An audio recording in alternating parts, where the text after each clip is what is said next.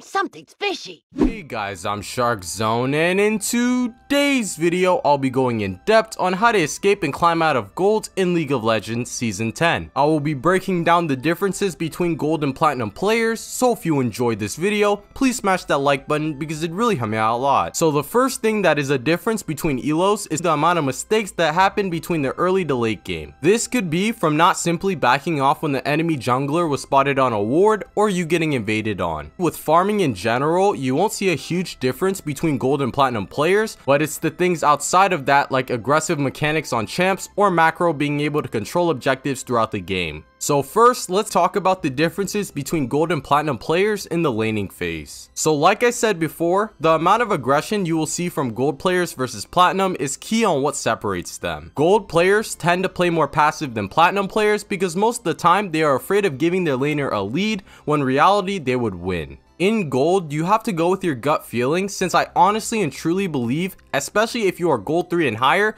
you have the ability to lane with plat 2 or diamond 4s if you know how to do calculated aggression. This may take some time to learn, and honestly, I don't see too many gold players play too many champs in their role, but I've noticed they switch roles every couple of months or so. If you are gold, you need to stick to one role with 3 champs or less to climb the fastest way possible and truly learn your champion's power spikes. Back to what I was saying, the differences between gold and platinum players in the laning phase is their ability to do calculated aggression with their abilities pre or post 6. They know exactly how much damage you do and they do, making it so that they can make accurate plays where they always win. In gold, many times you will see players generally use their ultimate and flash when it's up to get a kill, but in plat, they will be making plays with or without their ultimate because they know exactly how much damage they are capable of doing and can kill you without it. Plat players tend to be one tricks because that's the best way to make it to diamond from there, but if we're looking at it from a gold's perspective, plat players learn their champs to the core, which is why they are able to pick their champions into counter picks and win when they're skilled enough. Trust me, any rank below diamond 3, if you are able to play your champ to a good enough level with tons of experience, you playing Ivern jungle with 300 games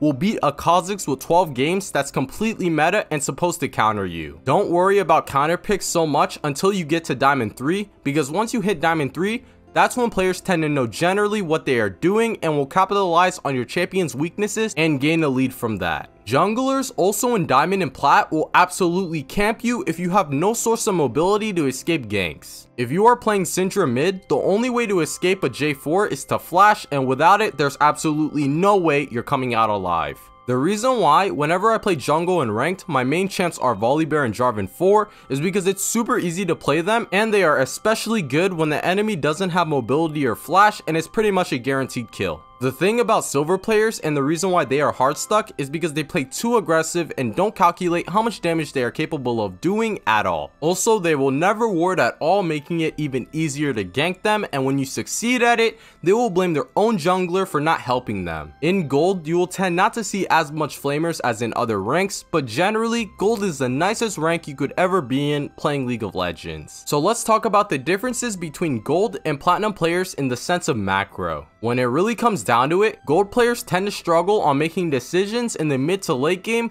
which is the most important part of actually winning the game. I would literally never forfeit a game in gold because the chances of you winning even a completely lost game is slim, but it's still there for you if you could just stay under tower and farm. Honestly, as long as you guys aren't super behind where the team can 1v3 you guys with one carry and you can contest Baron, just stay under tower and farm to the best of your team's ability. Poke champs in the mid and support role tend to work the best in gold because it's a walking back and forward match in the mid to late game. Gold players don't use control wards that often over objectives, which can be a huge advantage for you since you can simply sweep Baron and drag pits from all wards on the enemy team. It's an actual clown fiesta when going for Baron in the mid game, since it's actually just teams walking back and forth trying to go for picks, and when they get greedy enough, they start it and it always ends up in a steal since the other team engages a 5v5 fight when they get low from Baron. Split pushing is a hard concept many gold players don't know how to do correctly when the time is right, and comparing it to season 5 or 6, I can see why. Back in season 5 and 6, the difference from there and how it is now is that back then you could literally solo carry 1v5 when split pushing because the game was more based on solo carrying. Now the game is more team focused, and when you leave your team alone mid and they get engaged on, the enemy team will win the fight off your team not knowing how to funnel under tower. The way to split push correctly is by waiting till your team has a big enough lead where they can 4v5,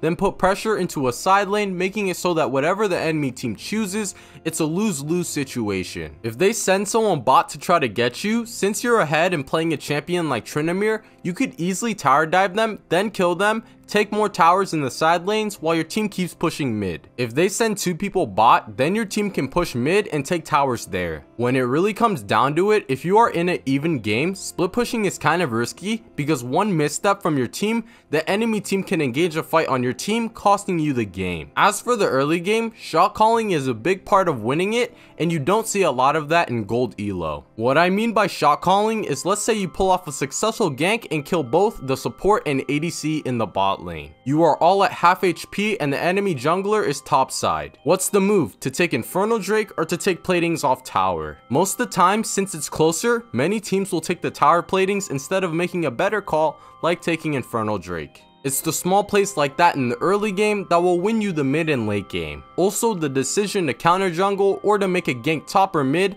based off the situation in the game is hard for many gold players to do and execute. When it really comes down to it, platinum players sure make the same mistakes as for all ranks, but they are overall better at doing it and consistently making good decisions for their team. Many of the shot callers tend to be support or junglers in the LCS because those are the least mechanical roles you can play, which leaves you a lot of time to look at the map and to see what to do next. In some cases, like after your team gets an ace, there will be a conflict on whether to take Baron or tier 3 tower, and you will see the team split in half on the objectives they want to take, but in the end they take nothing. Try to be the leader that pings objectives to take and call out the shots for your team. In the end, it will help you in the long run knowing that this skill is something that the majority of gold players don't have. Generally, back to the topic of gold players not doing what's on their mind, you need more confidence in yourself as a player. Keep in mind, when you hit gold, you are upper 50% of the players in your region, which is actually somewhat decent at the game. Whether you are right or wrong, just go for the play you think is right, and if it goes well, nice, and if it doesn't, learn from your mistakes. As long as you are learning from your mistakes, I see no reason why there are bad plays or bad ideas. To escaping ranks, it's like a marathon. You won't get out in a day or week. It will take a month or two to really improve and escape your rating fast. Just in general, plat players come off as arrogant because they are so confident in their ability to carry, they think they belong in a way higher rank they are. Once you hit plat, you are considered high elo, being the top 7% of your region, which shows that you know the game to a decent level and are solid with mechanics and macro. Back to being confident, just try and do whatever's on your mind, and if it doesn't, just take notes in your mind on how you can improve the next time. Another thing that's extremely important to climbing, but is extremely boring, is watching your replays and judging what you could have done better in game. Riot has added a download and replay button, which lets you replay games from that patch, which makes it even easier to watch your footage compared to previous years. In all ranks, never give up because there's honestly and truly a lot of games where they can throw. They can throw from simple things like getting caught or team comps mid-game doing better than the other team. You will see so many times in your games where the score is 13-27 and by the 30-minute mark is 41-31 because team comps and how each champ works really well with each other on your team. So to quickly recap, what we talked about in this video to climb out of gold is to learn to play aggressive in lane and to truly learn your power spikes on your champ. Be more confident in you as a player and just go with your gut feeling in game. And be the shot caller for your team because most of the time they will need it. Anyways guys, I really hope you enjoyed that video, and if you did, please smash that like button because it really helped me out a lot. Comment what you want to see next and subscribe to see more like this in the future. If you haven't, make sure to follow me on twitch.tv where you can watch some of these videos live. I'm Shark Zone here with another video, and I'm out. Peace!